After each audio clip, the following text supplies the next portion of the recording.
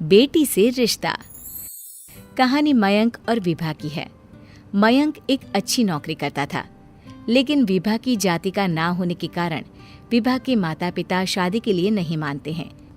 पर जब दोनों अपनी मर्जी से शादी कर लेते हैं तो क्या है विभा, 6 साल हो गया है शादी को, लेकिन एक दिन नहीं गया कि तुम माँ पापा को याद कर परेशान नहीं होती। मैं कितनी कोशिश करता हूँ कि तुम सब भूल जाओ। कोई नहीं भूल पाता है मयंक। माँ पापा को कोई कैसे भूल सकता है। तभी सास का फोन आता है। मान लो विभा से बात कर लो, आज उसे अपनी माँ की बहुत याद आ रही है। बेटा विभा, मैं आ जाऊं? हम दोनों चलेंगे तेरे माँ पापा के पास। बोलो। ना माँ जी, वो आप लोगों को कुछ बोलेंगे तो मुझे और भी बुरा लगेगा। आखिर आप भी मेरी माँ ही तो हैं। अरे सुन लेंगे ना यार, कोई बात नहीं, बोलेंगे ही ना। चलो माँ, मैं फ़ोन रख रहा हूँ। वो क्या है ना, आज विभा को लेकर डॉक्टर के पास जाना है। बहुत दिनों से इसके सर पर लगातार दर्द हो रहा है। अरे हाँ, ले जा बेटा, सर दर्द को हल्के में नहीं लेना चाहिए। वैसे भी ना बहू सोचती बहुत है। मयंक माँ का फोन रख देता है और दोनों कार से अस्पताल जाते हैं। लेकिन जैसे ही वो लोग अस्पताल जाते हैं, विभा को स्ट्रेचर में नर्स उसकी माँ को लेकर जा रही दिखती है। मयंक, माँ, मयंक वो मेरी माँ है।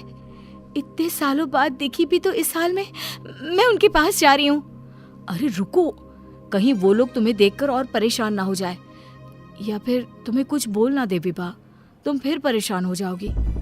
मयंक, कैसी बात कर रहे हो? वो माँ है मेरी। विभा पास खड़े अपने चाचा चाची से बात करने की कोशिश करती है, लेकिन वाह, तेरे जैसी बेटी जिसकी हो वो तो मर ही जाए तो अच्छा है। वैसे पार्क में पैर फिसला है तेरी माँ का, रीढ़ की हड्डी टूटी है। रिद्धि को चाची की बात का बिल्कुल बुरा नहीं लगता। शायद वो सुन ही नहीं रही थी कि चाची क्या कह रही थी। वो सीधे माँ के कमरे में जाती है। कौन है आप? ये मेरी माँ है, मेरा नाम रिद्धि। रिद्धि नाम है ना आपका?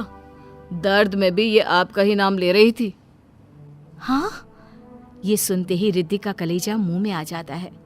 ये वही माँ है जिसने कड़े शब्दों में ये कह दिया था कि अब तेरा मेरा रिश्ता खत्म। फिर रिद्धि का पति मयंक भी वहां आ जाता है। सामने खड़े होते हैं रिद्धि के पिता। पापा, क्या हुआ माँ को? वो पार्क में गिर पड़ी, रीढ़ की हड्डी में चोट आई है। रिद्धि पिता की तरफ देखती है, लेकिन पिता मुंह फेर लेते हैं। पता है मयंक, माँ दर्द में मेरा नाम ले रही थी। मेरी माँ मुझे याद कर रही थी मयंक। मैं माँ को कुछ नहीं होने दूंगी, देख लेना।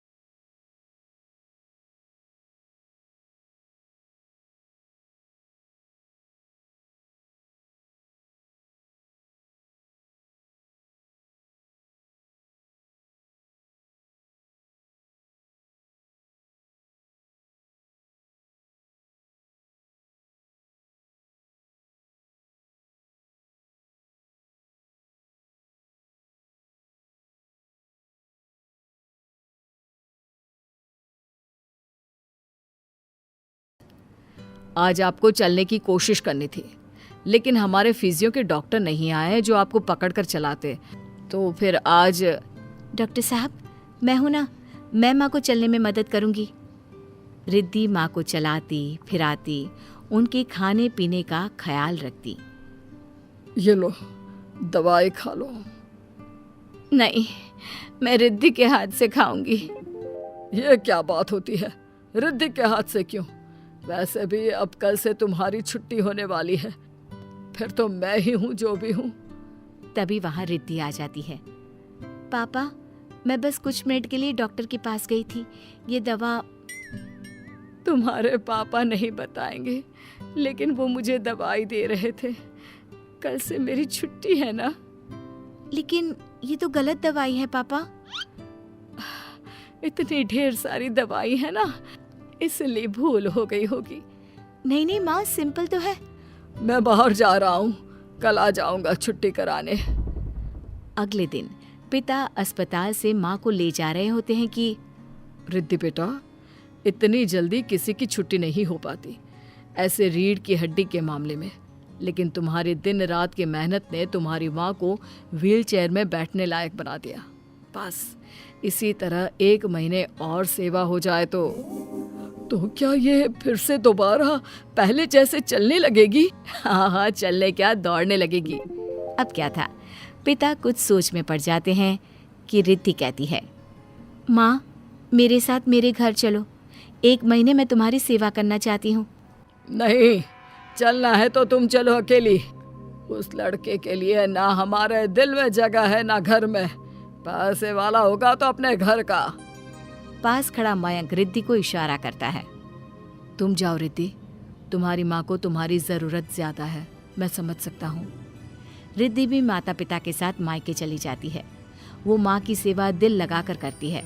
पिता भी रिद्धि को माफ कर देते हैं और फिर 1 महीने बाद, देख रिद्धि, मैं बिल्कुल ठीक हो गई। सच कह रहे थे डॉक्टर कि मैं तो दौड़ भी सकती हूँ। बस माँ, तो अब मैं चलती हूँ। मयंक और मुन्ना मेरे बिना न जाने कैसे होंगे। अरे क्या जरूरत है जाने की, यहीं रुक जा। या फिर नहीं पापा, उस दिन आपकी शर्त मैंने सिर्फ माँ की हालत देकर मानी थी, लेकिन अब नहीं। अब मैं इस घर में तभी कदम रखूंगी जब मेरे पति को भी इज्जत से बुलाया जाएगा। पिता समझ जाते हैं कि बेटी क्या चाहती है। फिर एक रोज, अरे रिद्धि देखो तो दरवाजे में कौन है? रिद्धि दरवाजा खोलती है तो सामने माँ पिता खड़े होते हैं। हाथ में होता है ढेर सारा गिफ्ट। कहाँ है मेरे दामाद जी? मयंक और रिद्धि माता पिता को देखकर खुश हो जाते हैं और माँ मुन्ने को गले लगा लेती है।